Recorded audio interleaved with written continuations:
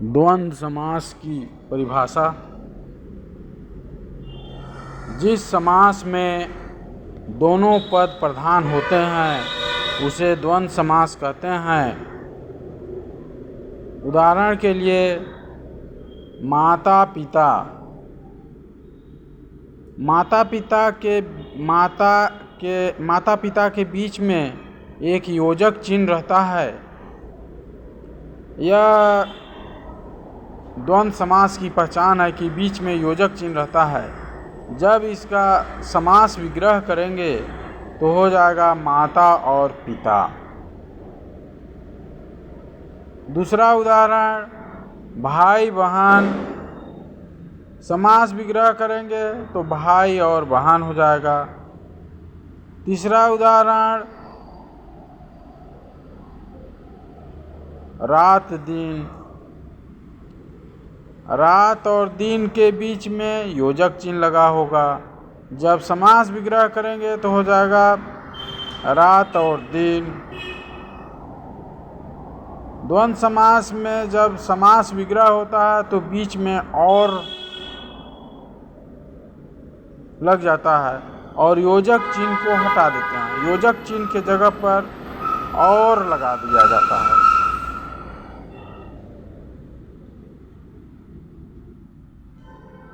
कर्मधारय समास।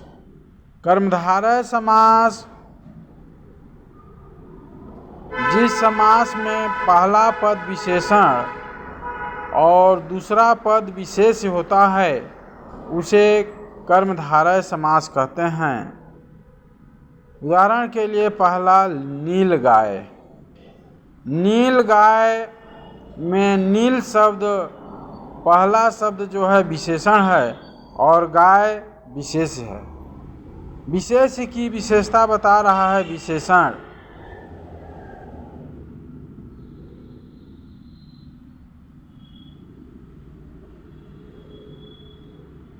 उदाहरण के लिए नील गाय। नील गाय कर्मधारय समास का उदाहरण है। कर्मधारय समास का पहचान यह होता है कि पहला पद विशेषण और दूसरा विशेष होता है। नील गाय में नील शब्द विशेषण है गाय की कि गाय जो है नीला है।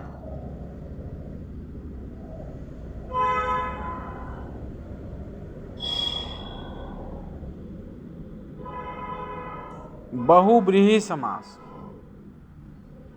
बहुव्रीहि समास में कोई भी पद प्रधान नहीं होता है बल्कि यह किसी तीसरे पद की प्रधानता होती है बहुव्रीहि समास में। जैसे दशानन। दशानन समासिक पद है और जब इसका विग्रह करेंगे तो हो जाएगा 10 हैं आनन अर्थात रावण। दूसरा उदाहरण है पीताम्बर। पीताम्बर समासिक पद है। जब इसका विग्रह करेंगे तो हो जाएगा पीला वस्त्र धारण करने वाला अर्थात विष्णु।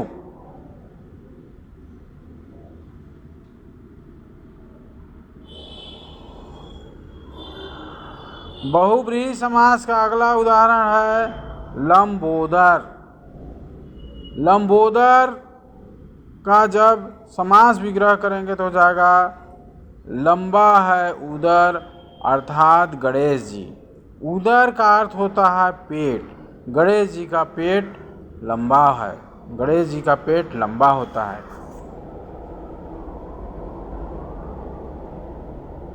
अगला समास द्विगु समास। द्विगु समास का पहचान। द्विगु समास जिस समास में पहला पद संख्यावाचक होता है उसे द्विगु समास कहते हैं और साथ में संख्यावाचक होने के साथ साथ समूह का बोध कराए तब ही जो है द्विगु समास होगा, अन्यथा नहीं। जैसे पंचवटी। पंचवटी समासिक पद है, जब इसका समास विग्रह करेंगे तो हो जाएगा 5 वटों का समूह।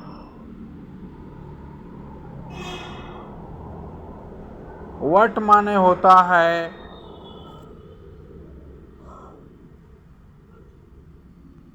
बरगद। पंचवटी। चौराहा।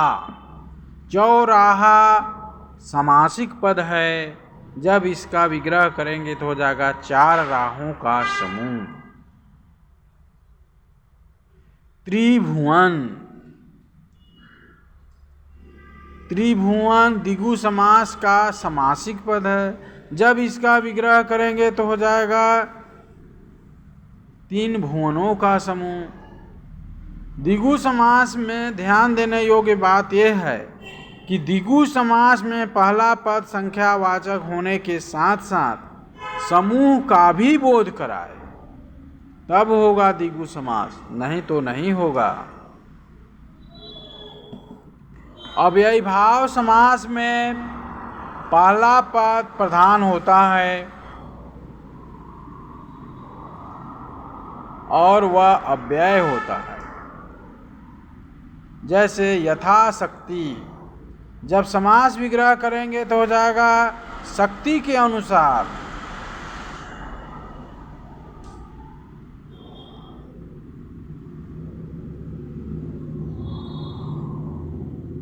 तत्पुरुष समास में दूसरा पद प्रधान होता है।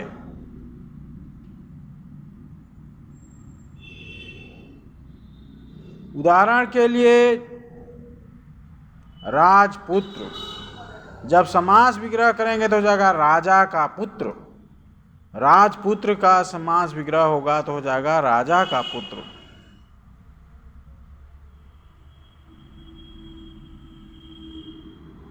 जो भी श्रोतागण हमारे इस वीडियो को देख रहे होंगे, सुन रहे होंगे,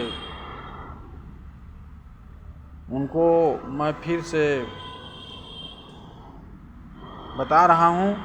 अव्ययी भाव समास में पहला पद प्रधान होता है, तत्पुरुष समास में दूसरा पद प्रधान होता है, द्वंद्व समास में दोनों पद प्रधान होता है, द्विगु समास में पहला पद संख्यावाची होता है, अर्थात संख्या का बोध कराए।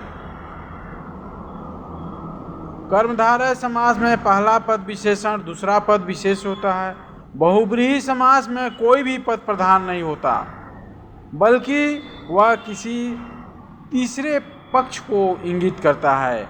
जैसे लंबोदर, लंबा है उदर अर्थात गणेश जी। पीताम्बर, पीला वस्त्र धारण करने वाला अर्थात विष्णु जी। दशानन, 10 हैं आनन अर्थात रावण। रावण आनन मतलब होता है मुक्त।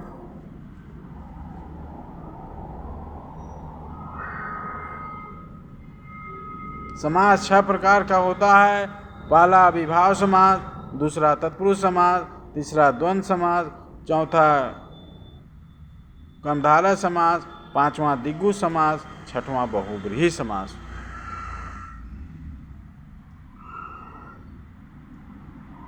अगर श्रोता और दर्शक गण को समास में कहीं भी कंफ्यूजन होगा तो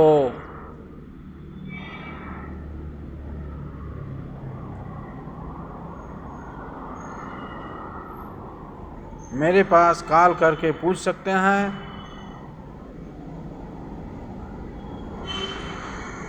अपने मोबाइल में सब्सक्राइब ज़रूर करेंगे, लाइक भी करेंगे, ताकि मैं जो भी वीडियो बनाऊं आप तक पहुंच सके। कक्षा 8वीं, 9वीं और 10वीं वाले विशेषकर ध्यान देंगे।